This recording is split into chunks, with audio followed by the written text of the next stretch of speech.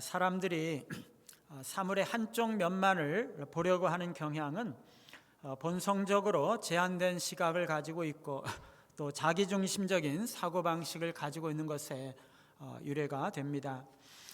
우리는 모든 것을 다 잘 알 수는 없기 때문에 자기가 알고 있는 부분만을 보려고 하고 자기 중심적인 관점에서 사물을 보려고 합니다.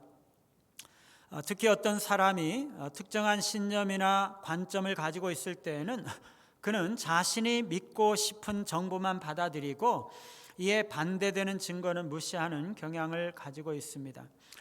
예를 들어서 어떤 정치인에 대해서 좋은 사람이라고 생각을 하고 지지하고 있는 사람은 그 사람이 행한 말들과 일들 속에서 좋은 부분들만을 보려고 하면서 그렇게 좋게 해석을 하죠. 그래서 계속적으로 그 사람을 지지하는 입장에 서게 됩니다. 반대로 어떤 정치인에 대해서 나쁘게 생각하기 때문에 그를 지지하지 않는 사람은 그 사람의 말이나 행동을 비판적으로 보면서 나쁜 부분들만을 찾기가 쉽습니다. 그래서 어떤 일이든지 나쁘게 해석을 하는 것이죠. 그래서 계속 지지하지 않는, 반대하는 입장에 서게 되는 것입니다. 하나님에 대해서도 비슷한 태도를 가질 수가 있습니다.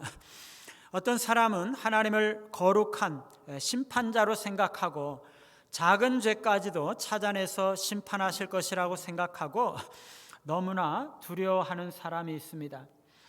반면에 또 어떤 사람은 하나님을 무조건적인 사랑으로 가득 차신 분이라고 생각을 하고 내가 어떤 행동을 하든지 받아주시는 분이시기 때문에 너무나 편안한 마음으로 이렇게 하나님을 대하고 살아가는 사람들이 있을 수 있습니다.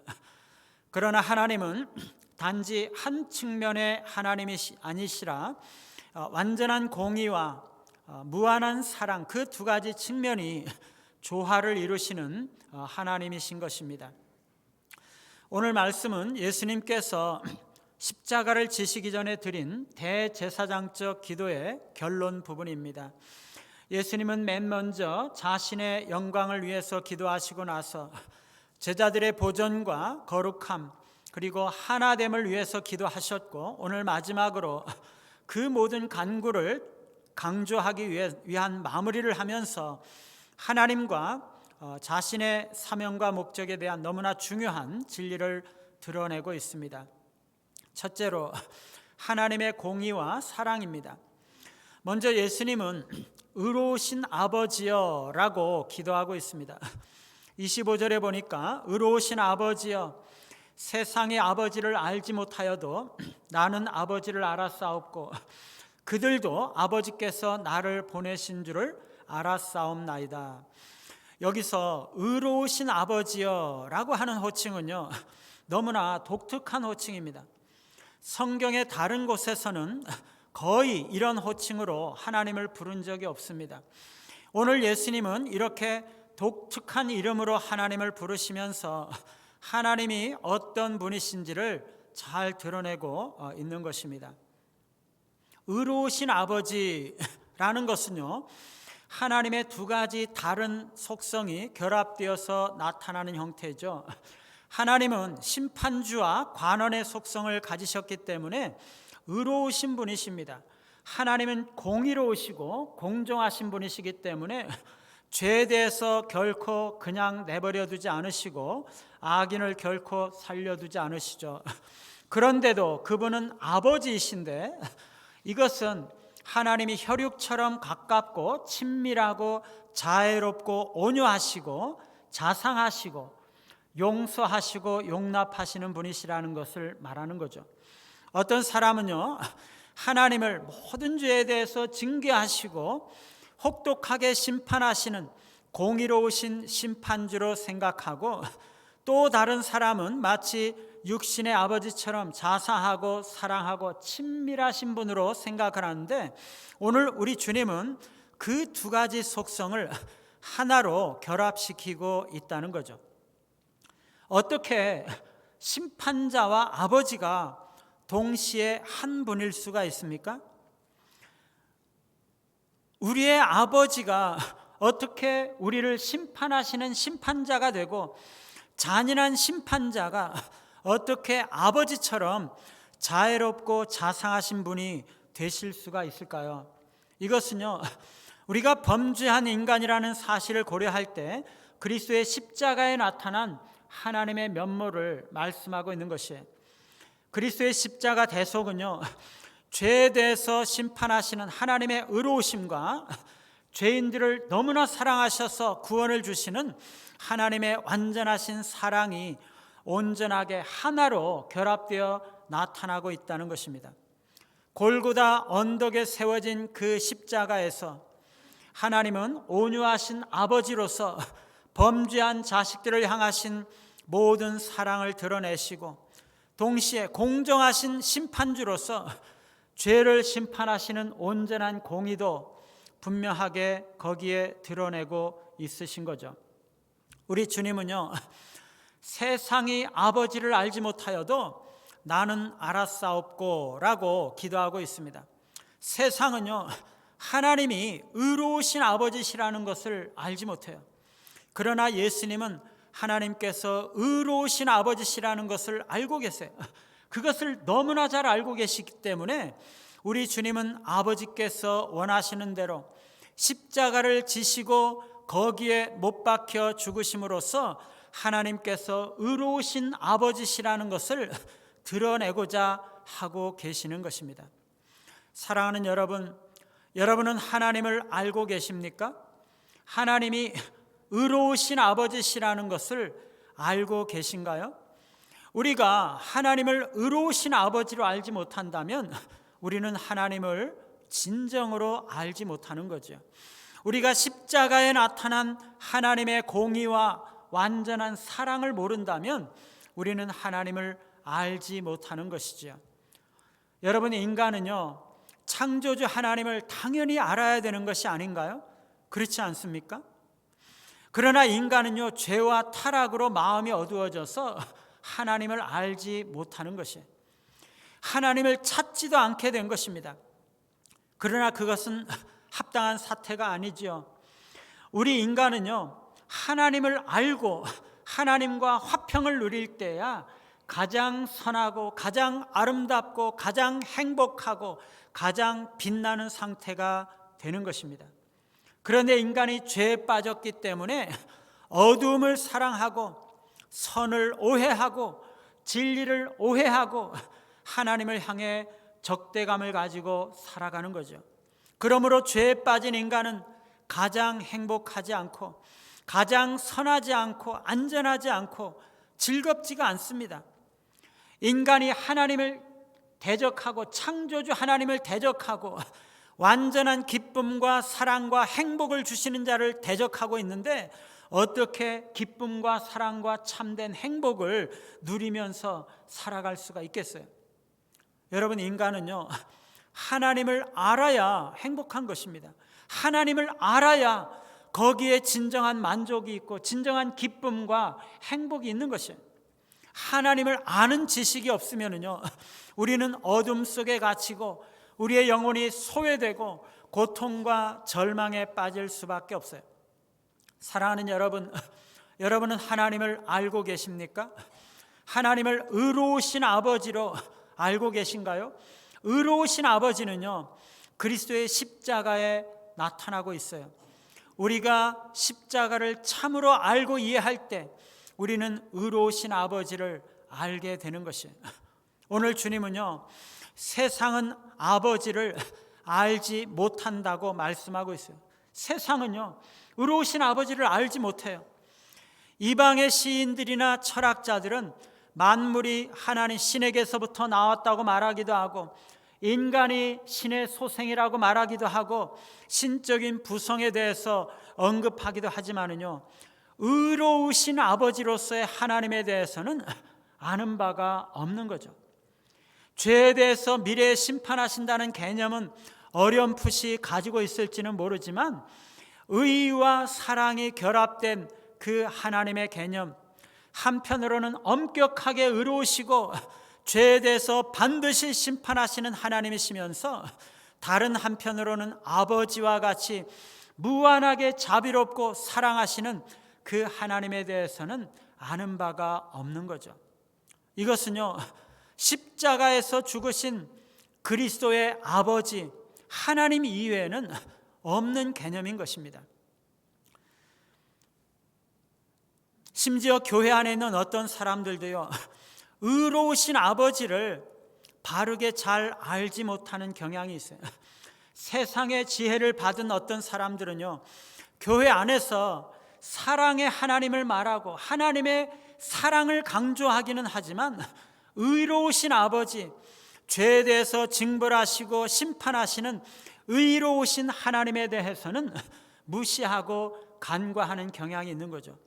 그들은요, 죄를 너무나 가볍게 생각하는 것이에요. 죄는 그냥 단지 불운 일 뿐이고 범과이고 실수일 뿐이고 그거 그냥 사소한 일일 뿐이지 그것이 무서운 징벌을 요구한다거나 두려운 마음을 가질 필요가 없다고 생각하는 거죠.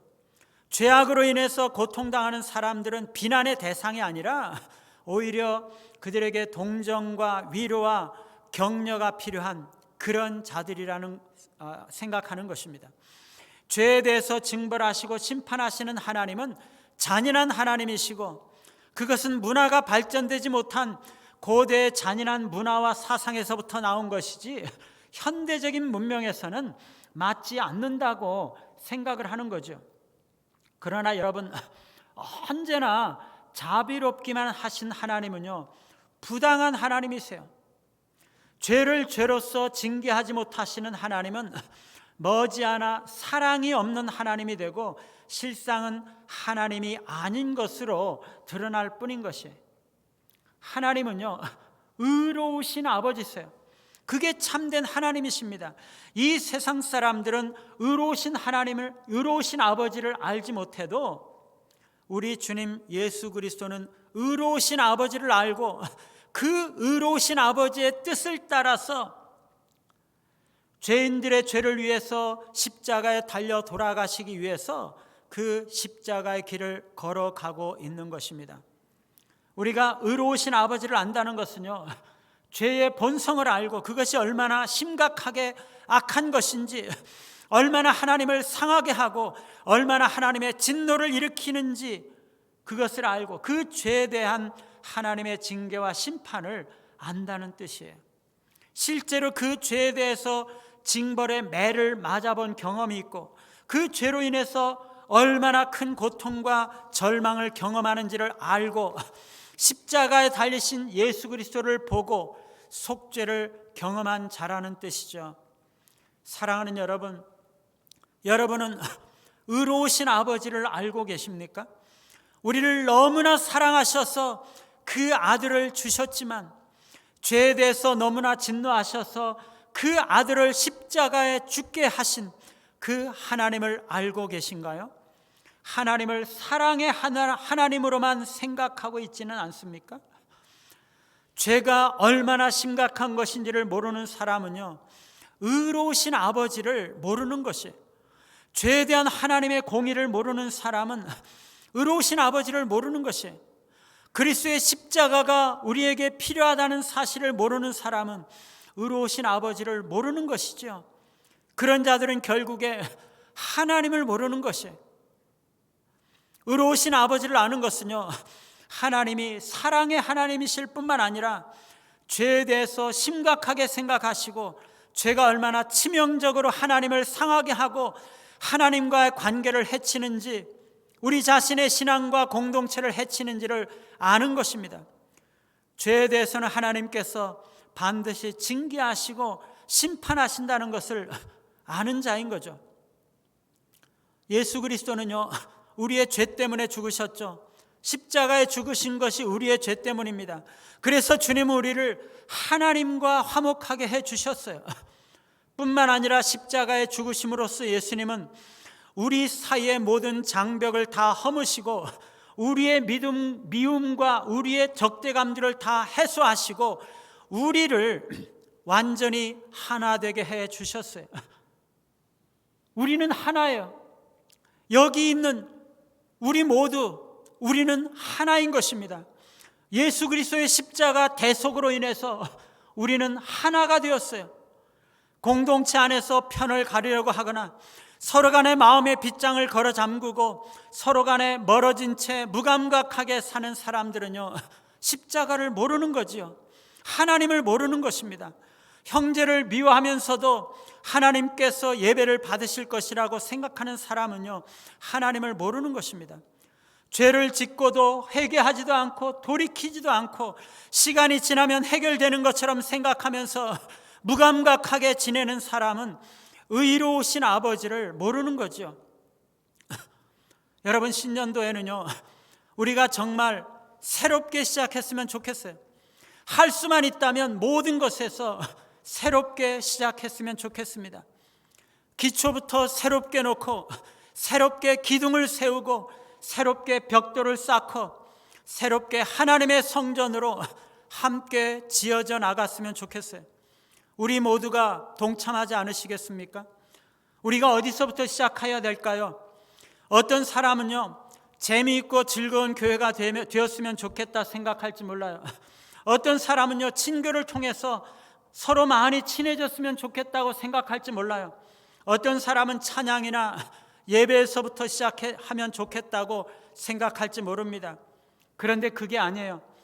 다른 어떤 것들보다도 우리는 십자가에서부터 시작해야 되는 것이에요. 우리의 신앙은요, 십자가에서부터 시작이 돼야 돼요.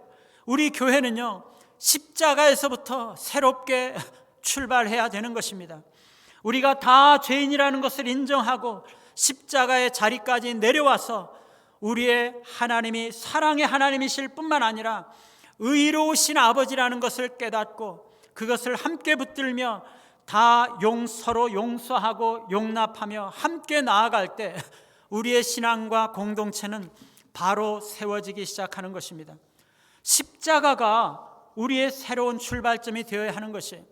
사랑만 강조하고 죄의 실제와 심각성을 간과한다면 우리는 결코 바로 세워질 수가 없어요. 하나님은 의로우신 아버지이시기 때문이에요. 오늘 말씀 두 번째는요, 아버지의 이름을 알게 하시는 그리스도입니다. 세상은요, 아버지를 알지 못한다고 말씀하고 있어요. 이것은 하나님에 대한 무지와 어두움에 이 세상이 빠져 있다는 것을 말하는 거죠. 그래서 그들은 하나님을 모릅니다. 그러나 제자들에게는 예수님께서 아버지의 이름을 알려주시는 것입니다. 예수님은 자신의 성품을 통해서 하나님을 드러내실 뿐만 아니라 자신의 삶과 가르침과 죽음과 부활을 통해서 하나님의 성품을 드러내시고 하나님의 이름을 알게 하셨어요. 예수님은 죄가 없으셨죠. 예수님은 지상의 행동 속에서 의로움을 드러내셨어요. 그분은 또한 백성들에게 사랑과 긍휼을 베푸심으로써 아버지의 사랑과 긍휼을 드러내셨어요. 그리고 예수님은 자신의 죽으심으로써 아버지를 드러내셨죠.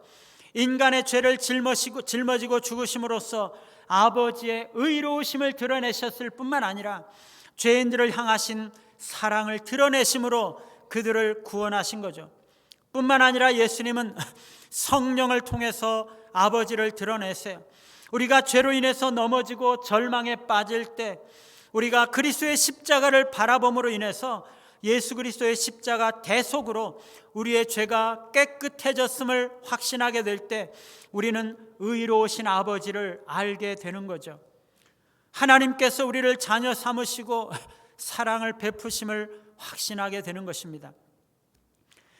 예수님께서 아버지의 이름을 알게 하시는 이유가 무엇입니까? 왜 예수님께서 제자들에게 아버지의 이름을 알려주시는 거죠? 첫째는요, 그들에게 사명을 맡기시기 위한 것이에요. 하나님을 알지 못하고 하나님의 이름을 알지 못하는 세상에게 하나님의 이름을 알게 하기 위해서 우리에게 하나님의 이름을 알게 해 주시는 거죠. 그것은요, 쉬운 일이 아닙니다. 빛에 대해서 끊임없이 대하는 자들에게 빛으로 나아오라고 하고 인도하고 그들로 하여금 빛 가운데 살게 하는 것은 결코 쉬운 일이 아니에요. 그러나 우리가 하나님의 이름을 알도록 허락받은 이유는요, 아직 하나님의 이름을 알지 못하는 자들에게, 그 세상으로 하여금 하나님의 이름을 알게 하기 위한 것이에요. 그게 우리의 사명입니다. 우리가 하나님의 이름을 알게 된 것은요, 우리 스스로 된 것이 아니에요.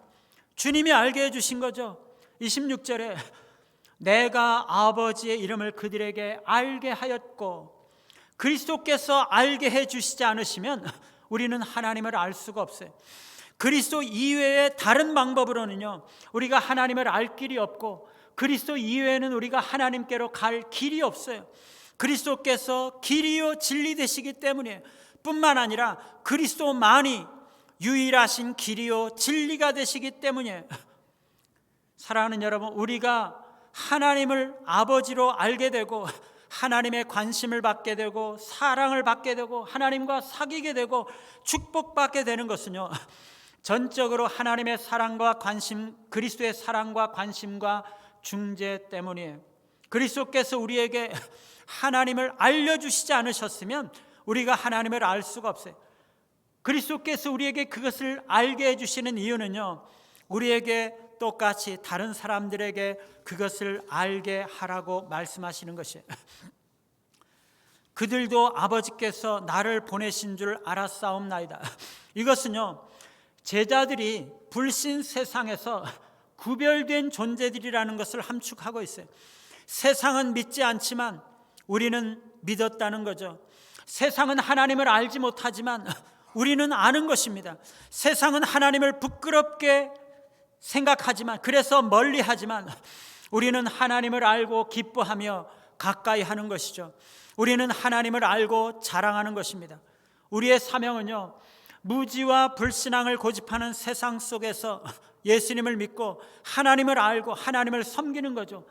아무도 하나님을 모르는 곳에서 우리는 하나님을 알고 사람들로 하나님을 알게 하는 것이, 아무도 예배하지 않는 곳에서 하나님을 예배하면서 사람들을 하나님을 예배하도록 인도하는 거죠. 아무도 하나님을 높이지 않는 곳에서 하나님을 높이면서 다른 사람들로 하여금 하나님을 높이도록 하는 것이죠. 아무도 하나님을 기쁘시게 하지 않는 곳에서 하나님을 기쁘시게 하면서 다른 사람들로 하여금 하나님을 기쁘시게 하는 사람이 되게 하는 거죠. 아무도 하나님을 섬기지 않고, 아무도 하나님을 사랑하지 않고, 아무도 하나님을 위하지 않고, 아무도 충성하지 않고 주목하지 않는 그곳에서, 바로 그곳에서 우리는 하나님을 섬기고 사랑하고 위하고 충성하고 하나님을 주목하고 하나님만 높여드리는 거지요. 그러므로 우리의 존재 자체가 하나님께 영광이 되고 기쁨이 되고 하나님의 만족이 되는 것이에요. 우리는 구별된 백성이고 하나님의 자녀이고 하나님의 기뻐하시는 그분의 백성들이죠. 그리스도께서 우리에게 하나님을 알게 하시는 또 다른 이유는요, 교제를 위해서요. 그리스도께서 우리에게 하나님의 이름을 알게 하시는 것 자체가 교제를 의미해요. 그리스도께서 우리에게 알게 하시기 위해서는요, 우리가 그리스도와의 교제가 있어야 되는 것이죠. 더 나아가 하나님을 알게 하시는 목적은 교제를 위해서, 사귐을 갖게 하기 위해서예요. 우리가 그리스도와 교제할 때 우리는 하나님을 알게 되고 하나님과 교제하게 되는 것이죠. 우리는 그리스도를 통해서 하나님과 교제하게 되는 것이에요. 우리가 그리스도와 교제할 때 그리스도께서 우리에게 하나님을 알게 하시고 우리는 하나님과 교제를 가지게 되는 거죠. 그리스도께서는요, 한 번 하나님의 이름을 알게 하신 자들에게는 더욱 알게 하시고 계속 알게 하세요. 왜냐하면 그리스도는 가진 자들에게 더욱 풍성하게 주시는 분이시기 때문이에요. 그러므로 하나님의 이름을 아는 사람들은요, 더 많이 알 필요가 있어요. 하나님과 교제하는 사람은 더 많이 교제할 필요가 있어요. 하나님의 이름을 아는 것은요, 은혜와 생명과 하늘의 축복을 누리는 것이에요. 우리는 하나님을 더 잘 알아야 돼요. 더 교제해야 돼요. 날마다 교제해야 돼요. 여러분, 우리 교회 세 번째 모토가 뭔지 아시죠? 주보에 나와 있죠. 매일 하나님과 동행하는 교회. 우리는요, 날마다 매일 하나님과 교제하며 하나님과 동행하며 평생의 삶을 하나님과 동행하며 달려나가야 돼요. 그것이 우리의 복이고 우리의 생명입니다. 세 번째로, 하나님의 이름을 아는 목적은요, 사랑과 연합이라고 말씀하고 있어요. 26절에 내가 아버지의 이름을 그들에게 알게 하였고 또 알게 하리니 이는 나를 사랑하신 사랑이 그들 안에 있고 나도 그들 안에 있게 하려 함이니라. 그리스도께서 우리에게 아버지의 이름을 알게 하시려는 목적, 즉 우리로 하여금 그리스도를 통해서 하나님과 교제하게 하시는 목적이 뭐라고요? 이는 나를 사랑하신 사랑이 그들 안에 있고 나도 그들 안에 있게 하려 함이니라. 사랑과 연합이죠. 우리가 그리스도와 교제하는 목적은 두 가지, 사랑과 연합인데요, 먼저는 나를 사랑하신 사랑, 즉 아버지께서 그리스도를 사랑하신 그 아버지의 사랑이 우리 안에 있게 하려는 것이라고 말씀하고 있어요. 여러분, 우리 안에 있는 사랑이요, 그리스도의 사랑이 아니라 아버지께서 그리스도를 사랑하신 사랑이라고 말씀하고 계시는 것을 주목해 보시기 바라요. 하나님께서 우리를 어떤 사랑으로 사랑하신다고요? 그리스도를 사랑하신 사랑으로 우리를 사랑하신다는 것이, 하나님께서 가장 사랑하시는 아들, 하나님의 아들을 영원전부터 영원히 사랑하시고 무한히 사랑하시고 실패 없이 사랑하시는 그 사랑으로 우리를 사랑하신다는 거죠. 여러분, 이게 믿어지십니까? 하나님은요, 하나님의 아들을 사랑하시는 것처럼 우리를 사랑하신다는 것이에요. 아버지와 아들은 하나이신데요, 삼위일체 하나님께서 서로 사랑하시는 그 사랑으로 하나님께서 우리까지도 우리를 사랑하신다는 것이에요. 우리가 이것을 어떻게 말로 표현할 수가 있겠어요? 그 사랑은 끝이 없고 영원하고 한이 없고 이루 말할 수 없다라고 밖에는 어떻게 그 사랑을 표현할 수가 있겠어요? 여러분, 이게 믿어지십니까? 하나님께서 우리를 아들을 사랑하신 같이 사랑하지 않으셨다면요, 우리를 위해서 이 땅에, 이 죄악된 세상에 하나님께서 그 아들을 보내지 않으셨을 거예요. 하나님께서 우리를 그 아들을 사랑하신 같이 사랑하지 않으셨다면 그 아들을 우리의 죄를 위해서 십자가에 달려 돌아가시게 하지 않으셨을 것이에요. 우리를 위해서 이 땅에 아들을 보내시고 우리를 위해서 아들을 십자가에 달려 죽게 하신 것은요, 하나님께서 우리를 그 아들만큼 사랑하신다는 거죠. 여러분, 이것을 믿으시기 바랍니다. 하나님이 세상을 이처럼 사랑하사 독생자를 주셨으니 이는 그를 믿는 자마다 영생을 멸망하지 아니하고 영생을 얻게 하려 하심이니라. 십자가에 나타난 하나님의 사랑보다 더 큰 사랑이 없어요. 인간의 죄를 위해서 사랑하시는 독생자를 내어주시는 것을 볼 때 하나님께서 어떠한 사랑으로 우리를 사랑하셨는지 우리가 알게 되는 거죠. 아버지의 사랑이 우리 안에 어떻게 거합니까? 하나님의 성령이 우리 안에 내주하심으로써 그게 가능한 것이에요. 우리 안에 내주하시는 성령을 통해서 아버지의 이름을 알게 하시고 아버지의 사랑을 보여주시고 깨닫게 하시는 거죠.